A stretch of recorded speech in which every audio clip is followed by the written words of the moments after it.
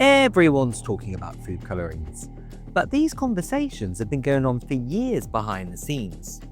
I'm Dale, the food safety dad, and today we're looking at artificial food dyes still being used in our food today and finding out if you need to clear out your pantry immediately.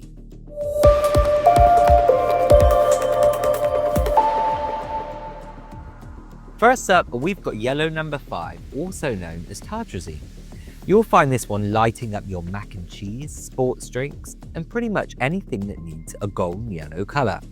Its partner in crime, yellow, 6, or sunset yellow, often works alongside it in snap foods and cereals. Studies have linked both to hyperactivity in some children, with yellow number 5 specifically showing connections to hives and asthma in sensitive individuals.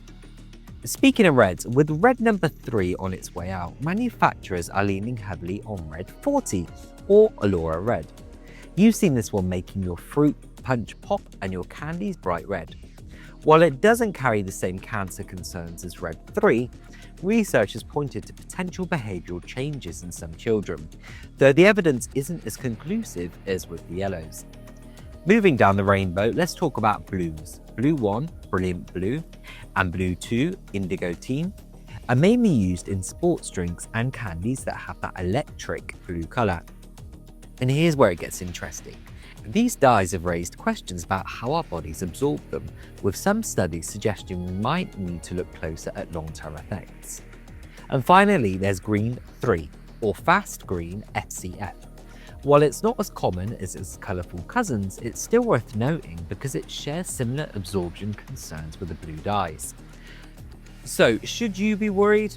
From a food safety perspective, here's the honest truth. While these dyes are currently FDA approved, they're under ongoing review for good reason.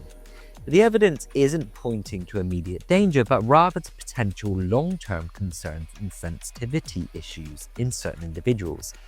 The FDA has taken a systematic approach to reviewing them all, especially after the Red 3 decision. So, what can you do now as a consumer? Look, if you are concerned, let's start with a pantry check. These dyes commonly show up in boxed mac and cheese and those convenient packaged meals we all rely on sometimes. They're also hiding in those brightly coloured cereals your kids are begging for in the grocery store, along with their favourite fruit drinks and sports beverages. And take a peek in your snack cabinet too. Those colourful chips and candies and fruit snacks are usually the biggest culprits. Even your baking supplies aren't exempt. Cake mixes and frostings often contain these dyes to achieve those Instagram-worthy colours. When you're checking labels, keep in mind these dyes can be listed in 2 ways. You might see their chemical names like sunset or their simple colour names like yellow 6. They're the same thing, just different names. And the good news? Food companies aren't sitting around waiting for bans. With the spotlight firmly on this issue, many producers are already switching to natural alternatives like beet juice, turmeric, and spirulina. These natural options provide similar colours without the safety questions. It's not about panicking or throwing out everything in your pantry. It's about being informed and making choices that work for you and your family. I'll keep tracking the FDA's ongoing reviews, and I'm going to update you as soon as I know more.